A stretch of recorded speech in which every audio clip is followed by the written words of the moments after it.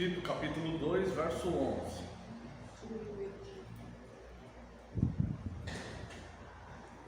Por que nós vamos ler esse versículo?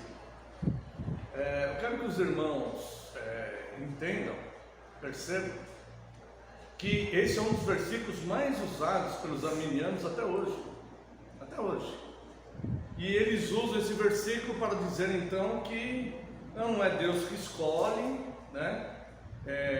A expiação não é limitada, Cristo morreu por todas as pessoas, a expiação é para todos e tudo mais. E esse versículo é um dos que eles mais usam para defender esse pensamento. Título 2,11 diz: porquanto a graça de Deus se manifestou salvadora a todos os homens.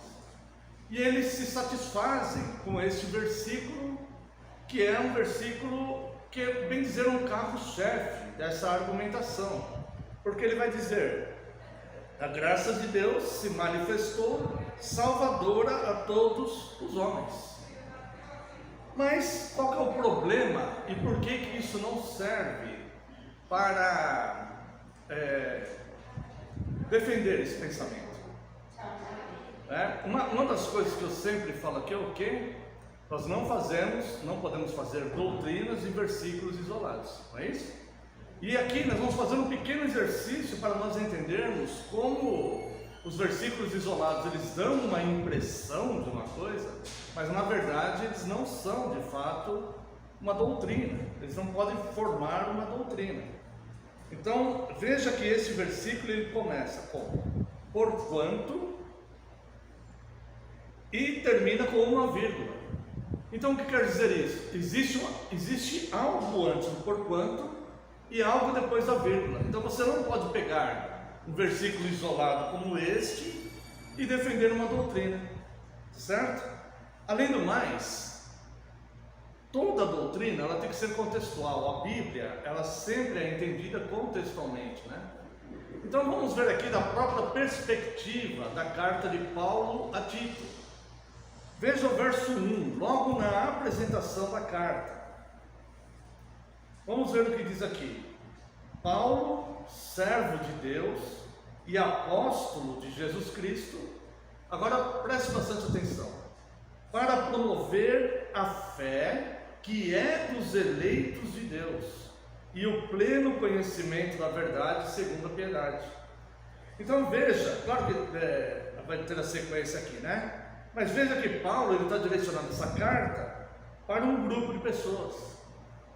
E quem são? Qual é este grupo de pessoas, né? Ou melhor, ele está dirigindo a carta a Tito, mas ele está dizendo que o objetivo da carta é promover a fé que é de um grupo de pessoas. E qual é o grupo de pessoas que ele está dizendo aqui nesse versículo 1? Os eleitos de Deus. Então veja aqui: Paulo, servo de Deus e apóstolo de Jesus Cristo, para promover a fé que é dos eleitos de Deus e o pleno conhecimento da verdade. Então veja bem, se ele está dizendo que o objetivo da carta é promovendo a fé que é dos eleitos de Deus, ou seja, esta fé é de um grupo de pessoas e não de todas as pessoas, não é universal, é de todas as pessoas, é de um grupo de pessoas. Vocês estão entendendo o raciocínio? Então como que, se a gente chegar no verso 11, como que ele mudou então totalmente? Agora é universal, porque ele vai falar: porquanto a graça de Deus se manifestou salvadora a todos os homens. Então nós vamos ter que observar que esse versículo 11, porquanto a graça de Deus se mostrou salvadora a todos os homens, começa com porquanto.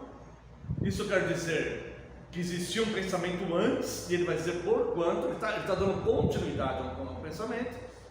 E depois que ele fala se manifestou salvador a todos os homens, tem uma vírgula, ou seja, ele vai continuar falando. Então eu não posso tirar o que está escrito entre o porquanto e a vírgula, tirar de todo o contexto da carta, inclusive do objetivo da carta, tirar de todo o contexto da carta, pegar isso daqui, isolar e ser o meu carro-chefe de defesa para uma doutrina que a Bíblia não está defendendo. Então seria a mesma coisa que nós pegarmos um discurso de alguém, não sei, imagine um político, alguém Você pega o discurso dessa pessoa e pega apenas uma frase que está no discurso da pessoa, isola de tudo que ela está falando e começa a postar nas redes sociais dizendo: olha, essa pessoa falou tal coisa, quando na verdade você precisa entender o discurso dele para você entender o que ele estava falando, né? Então é o que acontece aqui com essa questão do Paulo. Ficou claro até aqui? Tá? Então você vai ver que é muito comum até hoje, né? Porque é a defesa dessa doutrina arminiana são de fato versículos isolados, versículos escolhidos a dedo, né? E tal. Este aqui é um versículo clássico que eles usam para isso, mas que obviamente está tirado totalmente do contexto. Porquanto, tal, vírgula. Tem coisa antes e tem coisa depois, né? Então, o que nós vamos ver antes? O objetivo da carta é promover a fé dos eleitos de Deus. Então, está dizendo aqui, esse é o objetivo da carta, promover a fé dos eleitos. Tá? No capítulo 2 aqui, vamos lá, verso 1. Tu, porém, fala o que convém à sã doutrina. Então veja aqui, o que Paulo está explicando para Timóteo? Fala o que convém a sã doutrina e não o que convém ao que você quer defender. Não o que convém ao que você acha certo, ao que você quer defender, ao seu pensamento. Não. Fala o que convém a sã doutrina. Quanto aos homens idosos, que sejam temperantes, respeitáveis, sensatos, sadios na fé, no amor e na constância. Veja bem que aqui nesse capítulo 2, ele vai se referir, eu não vou ler do 2 ao 10, até chegar no 11, né? Ele vai estar dizendo várias classes de pessoas. Veja aqui, ó, verso 2. Quanto aos homens piedosos, verso 3. Quanto aos homens idosos, verso 3. Quanto às mulheres idosas, tá? Verso 6, quanto aos moços, tá? Verso 9, quanto aos servos, tá? Então ele está falando aqui de diversas classes de pessoas, né? Aí chega o 10, não furtem, pelo contrário, deem prova de toda a fidelidade, a fim de ornarem em todas as coisas a doutrina de Deus como Salvador, porquanto a graça de Deus se manifestou salvadora a todos os homens. Vamos parar aqui na vírgula. Então o que ele está dizendo? Por quanto? O que tem antes desse por quanto? Tem todas as classes de pessoas: homens idosos, mulheres idosas, jovens, servos. Então ele está falando de essas classes de pessoas. Então a graça de Deus se tornou manifesta a toda a classe de pessoas, não somente a jovens, não somente a homens idosos, não somente a mulheres idosas, não somente aos servos, mas a toda a classe de pessoas. Porquanto a graça de Deus se manifestou salvadora a todos os homens, tá? E aí vem a vírgula. E quando vem essa vírgula, a gente vai ler o restante aqui, nós vamos perguntar, bom, então se esse versículo 11 aqui diz que a graça de Deus se manifestou salvador a todos os homens, se nós excluirmos tudo que vem antes, que o objetivo da carta é promover a fé a um grupo de pessoas, que é a fé dos eleitos, que ele está falando aqui dos tipos de pessoas, né? Homens, mulheres, jovens e tal, certo? E aí não, mas o versículo fala que essa graça manifesta universalmente. Vamos ver depois a vírgula. Porquanto a graça de Deus se manifestou salvadora a todos os homens, educando-nos para que, renegadas a impiedade e as paixões mundanas, vivamos no presente século sensata, justa e piedosamente. Todos os homens vivem assim? Não. Quem que é educado para viver assim? Os eleitos de Deus, tá? Aguardando a bendita esperança e a manifestação da glória do nosso grande Deus e Salvador Jesus Cristo. Toda a humanidade vive assim? Todo mundo vive aguardando a bendita esperança, a manifestação da glória? Não, tem pessoas que nem acreditam, tem pessoas que zombam, tem pessoas que repudiam, que tripudiam em cima disso, tá? Então não é universal. O qual a si mesmo se deu por nós. Nós quem? O objetivo da carta é promover a fé que é dos eleitos. Está dando para entender, irmãos? Tá? A qual a si mesmo se deu por nós, a fim de remirmos de toda iniquidade e purificar para si mesmo um povo exclusivamente seu, zeloso de boas obras. Então veja que não é uma fé universal, onde as pessoas vão escolher remir-se, serem piedosas de boas obras, se purificarem. Aqui a ação é de Deus.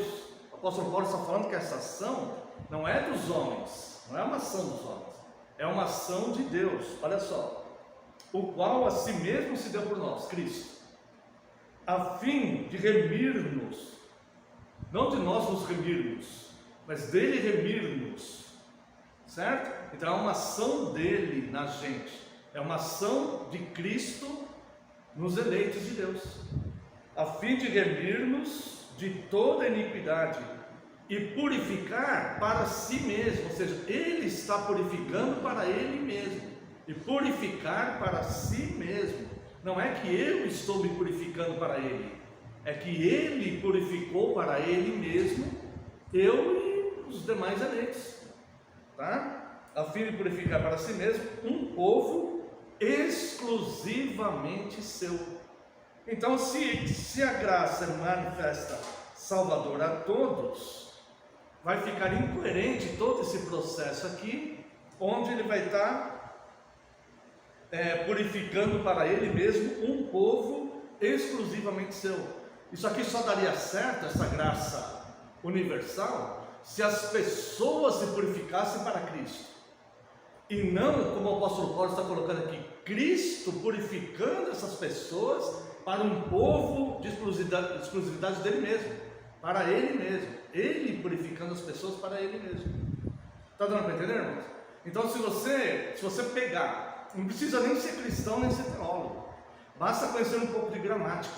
Se você pegar esse versículo aqui, o versículo 11, porquanto a graça de Deus se manifestou salvadora a todos os homens, e disser que o homem, então a graça de Deus já se manifestou a todo mundo, agora o homem que escolhe querer purificar-se, querer santificar-se, querer ser salvo. Então, se você pegar isso, você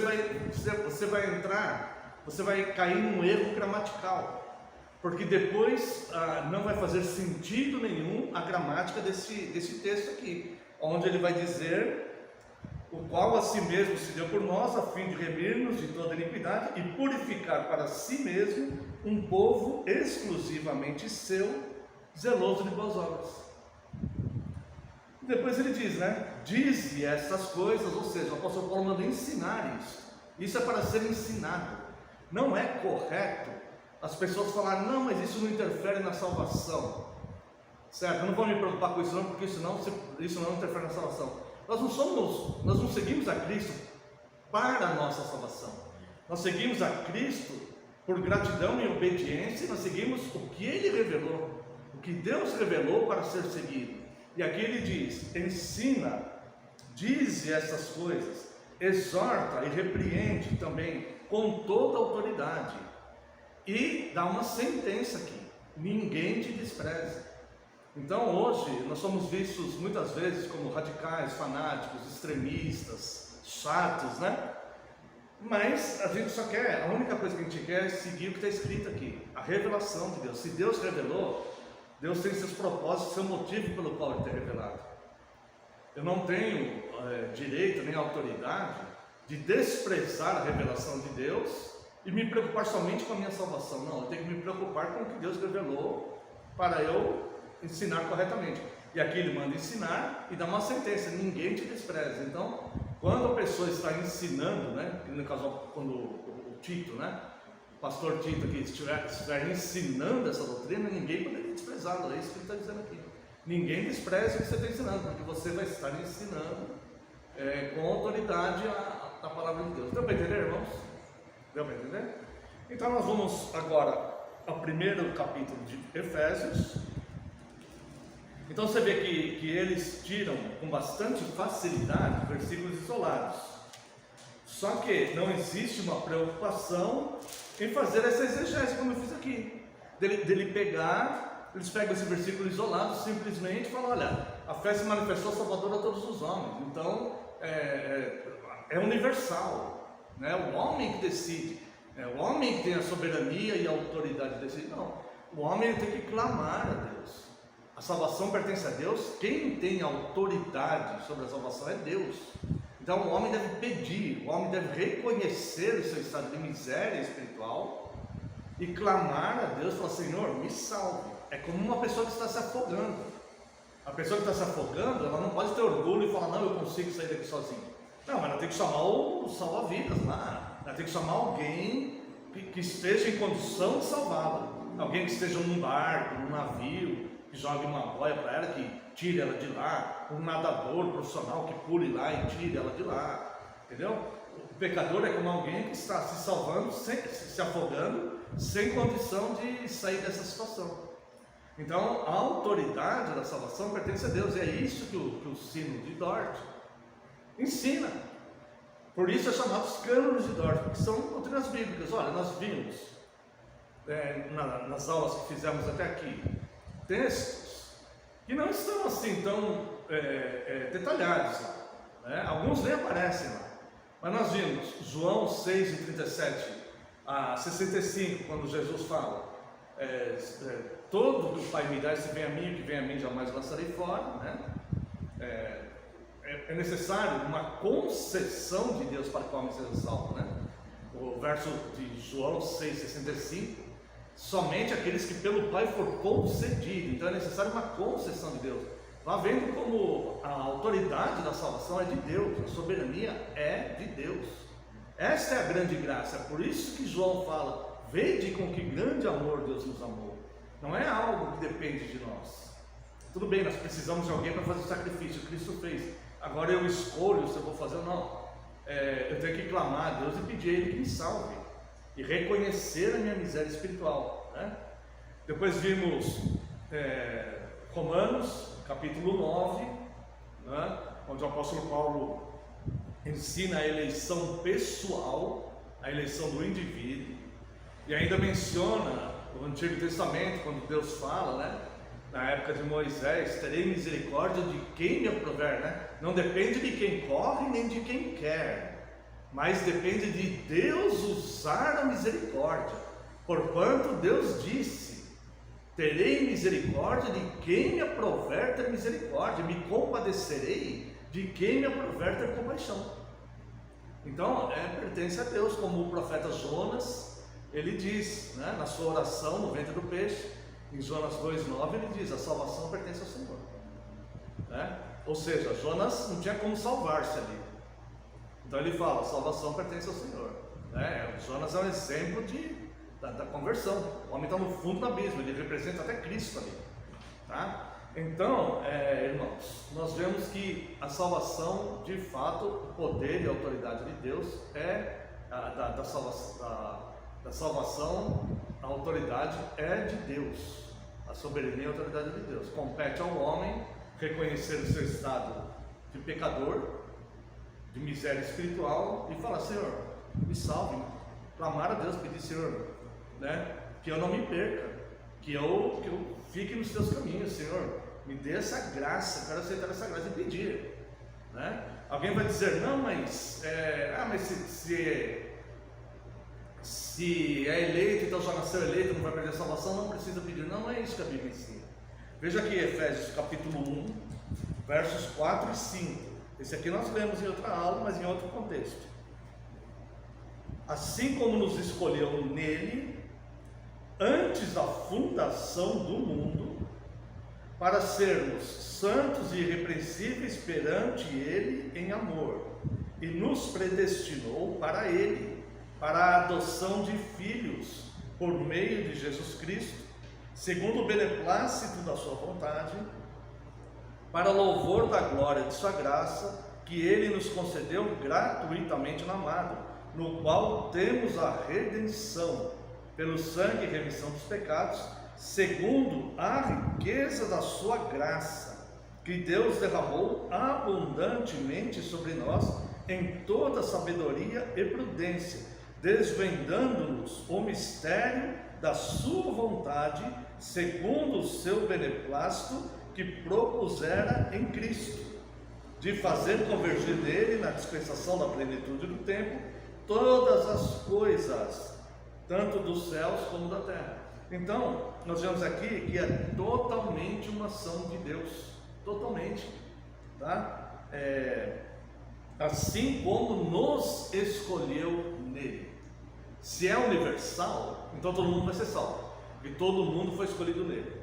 Só que os próprios arminianos que defendem, eles não acreditam na salvação universal.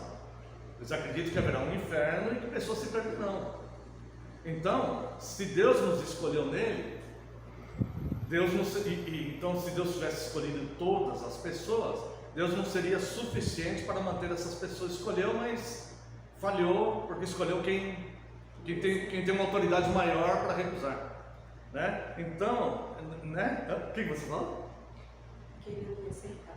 Escolheu quem não ia aceitar. Escolheu quem não ia aceitar, né? Isso daí fere até a própria doutrina dos arminianos, que eles falam que a fé é prevista. Então, Deus teria visto, né? Previsto, Deus previu ali, olhou lá no corredor do futuro, né? Aí quem que ia aceitar, e escolheu os que iam aceitar. Se Deus escolheu os que iam aceitar, já obviamente não é a salvação se manteve universalmente, graças a todos os homens. Então fere até o próprio pensamento, né, deles, tá? Então, assim como nos escolheu nele antes da fundação do mundo, para sermos santos e irrepreensíveis perante ele em amor. Então, esse versículo, né, eu falei ele uma outra vez e vou reafirmar ele agora, né? Esse versículo, ele mostra, ele desmonta essa argumentação em forma de pergunta que os arminianos fazem. Então, se já nasceu eleito, pode viver pecando? Não, porque não fomos eleitos para viver pecando, nós somos eleitos para o que está escrito aqui, né? Para sermos santos e irrepreensíveis perante ele em amor. Obviamente, uma pessoa que vive deliberadamente no pecado, sem se importar com essas coisas, não vai ser salva, porque a mesma doutrina, entre os 5 pontos da doutrina, vai falar da perseverança dos santos, aqueles que perseveram. Tá bom? Ficamos com alguma dúvida aqui?